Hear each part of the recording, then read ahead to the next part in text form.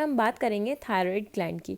Thyroid gland क्या होता है? एक ऐसा एंडोक्राइन ग्लैंड होता है जो कि सिचुएटेड होता है हमारा नेक की रूट में। नेक हमारी प्रेजेंट होती है बॉडी में, उसकी जो रूट में जो सिचुएटेड होता है एक हार्मोन, उसको हम कहते हैं थायराइड ग्लैंड। और ट्रेकिया जो होता है हमारा, उसके साइड में प्रेजेंट होता है ये थायराइड ग्लैंड। इसके 30 से 3 हार्मोन सिक्रीट होते हैं। पहला होता है टेट्राआइडोथायरोनिन, जिसको हम कहते हैं T4। इसकी हाफ लाइफ होती है 7 डेज।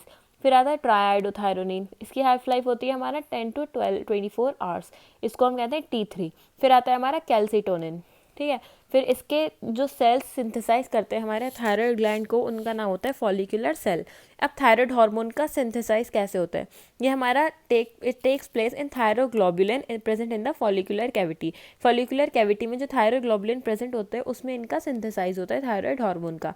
अब दो चीज़ें रिक्वायर होती हैं थायराइड हार्मोन को फॉर्म करने के लिए, वो होती है हमारे आयोडीन और टायरोसिन। आयोडीन और टायरोसिन हमें कहाँ से मिलती है?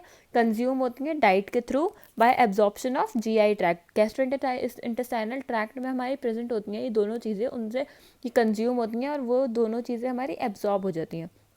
अब कुछ स्टेजेस में थायराइड हार्मोन सिंथेसाइज होता है। ये हमारे 6 स्टेजेस होती हैं: thyroglobulin synthesis, iodine trapping, oxidation of iodine, transport of iodine into follicular cavity, iodination of tyrosine और कपलिंग रिएक्शन। देखिए, ये एक इमेज है फॉलिकुलर सेल की। इसके सेंटर में क्या प्रेजेंट है? हमारा थायरोग्लोबुलिन। ये हमारा एक फॉलिकल है, इसके साइड में फॉलिकुलर सेल और बीच में प्रेजेंट है थायरोग्लोबुलिन। अब मैंने आपको बताया था कुछ स्टेजेस होती हैं थायराइड हार्मोन के सिंथेसिस की। तो सबसे पहली स्टेज होती है हमारी थायरोग्लोबुलिन सिंथेसिस। जो फॉलिकुलर सेल होते हैं थायराइड ग्लैंड के, वो सिंथेसाइज करते हैं और सिक्रीट करते हैं थायरोग्लोबुलिन को। इसके सिंथेसाइज के बाद ये हमारा स्टोर हो जाता है फॉलिकल में। ये जो फॉलिकल है इसके अंदर थायरोग्लोबुलिन स्टोर हो जाता है। फिर सेकेंड स्टेप है हमारा आयोडीन ट्रैपिंग। ये एक ऐसा प्रोसेस है जिसमें आयोडीन जो होता है हमारा ट्रांसपोर्ट होता है ब्लड से फॉलिकुलर सेल में। Iodine is transported into follicular cell along with sodium by sodium iodide pump, import pump called iodide pump, ठीक है। फिर आता है हमारा ऑक्सीडेशन ऑफ आयोडीन। आयोडाइड जो होता है वो हमारा ऑक्सीडाइज हो जाता है एलिमेंट्री आयोडीन में, क्योंकि आयोडीन ही केपेबल होता है सिर्फ और सिर्फ जो कि टायरोसिन के साथ कंबाइन कर सकता है टू फॉर्म थायराइड हार्मोन। फिर आता है हमारा transport of iodine into follicular cavity. Follicular cells में से आयोडीन जो होता है वो ट्रांसपोर्ट हो जाता है हमारा फॉलिकुलर कैविटी में बाय आयोडाइड क्लोराइड पंप। फिर आता है हमारा आयोडिनेशन ऑफ टायरोसिन। इसमें क्या होता है? आयोडीन और टायरोसिन को जब रिएक्शन होती है तो उसको हम कहते हैं आयोडिनेशन। ये हमारी कुछ स्टेजेस में होती है। सबसे पहले टायरोसिन जो होता है वो आयोडाइज होता है इनटू मोनोआइडोटायरोसिन, और बाद में होता है वो हमारा डाइआइडोटायरोसिन में।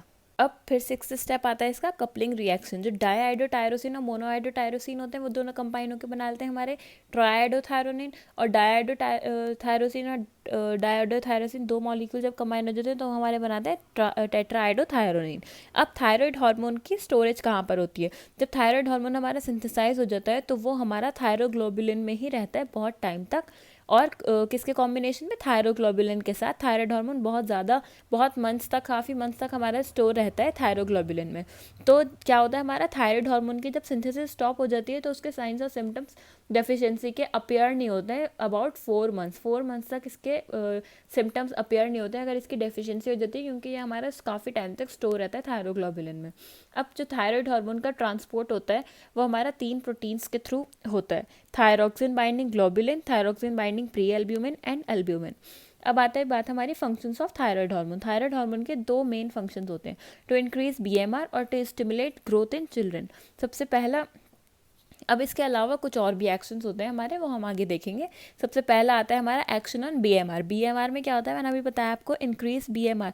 बीएमआर को हमारे इंक्रीज कर देता है। कैसे इंक्रीज करता है? By increasing oxygen consumption to tissues. अगर हमारा हाइपरथायरॉयडिज्म होगा तो बीएमआर हमारा 60 to 100% तक इंक्रीज हो सकता है। और अगर थायराइड हार्मोन की कमी हो जाती है तो हमारा डिक्रीज हो जाता है हमारा बीएमआर 20 to 40%।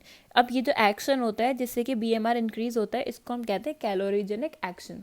फिर आता है, हम अब इसका और एक्शन देखते हैं हमारे प्रोटीन मेटाबॉलिज्म पर क्या एक्ट करता है हमारा थायराइड हार्मोन। सबसे पहला ये क्या करता है? हमारे ट्रांसलेशन को इंक्रीज कर देता है आरएनए की। फिर इससे क्या होता है? हमारा ट्रांसक्रिप्शन इंक्रीज हो जाता है, और ये हमारा माइटोकॉन्ड्रिया की एक्टिविटी को भी इंक्रीज कर देता है, और हमारा सेलुलर एंजाइम की एक्टिविटी को भी इंक्रीज कर देता है। फिर सेकेंड आता है हमारा action on carbohydrate metabolism. Carbohydrate पर क्या एक्ट करता है हमारा थायराइड हार्मोन? सबसे पहला ये इंक्रीज कर देता है absorption of glucose from gastrointestinal tract. इससे और क्या करता है ये हमारा increase the breakdown of glycogen into glucose, और ये हमारा ग्लूकोनियोजेनेसिस को एक्सेलरेट कर देता है। फिर हम देखते हैं इसका फैट मेटाबॉलिज्म पे क्या एक्ट होता है। ये हमारा डिक्रीज कर देता है fat storage by mobilising it from adipose tissue. Fat जो होते हैं वो कन्वर्ट कर देता है फैटी एसिड्स में और ब्लड में मूव हो जाता है। फिर हमारा बॉडी टेम्परेचर, इससे हमारा बॉडी टेम्परेचर भी इंक्रीज हो जाता है। बॉडी वेट पर क्या असर होता है, अगर हमारा थायरॉक्सिन बढ़ गया तो हमारा बॉडी वेट कम हो जाएगा, इन्वर्सली प्रोपोर्शनल होता है बॉडी वेट के। अगर थायरॉक्सिन कम हो गया तो हमारा बॉडी वेट इंक्रीज हो जाएगा। फिर ब्लड में क्या होता है, हमारा थायरॉक्सिन जो होता है वो हमारा ब्लड वॉल्यूम को इंक्रीज कर देता है।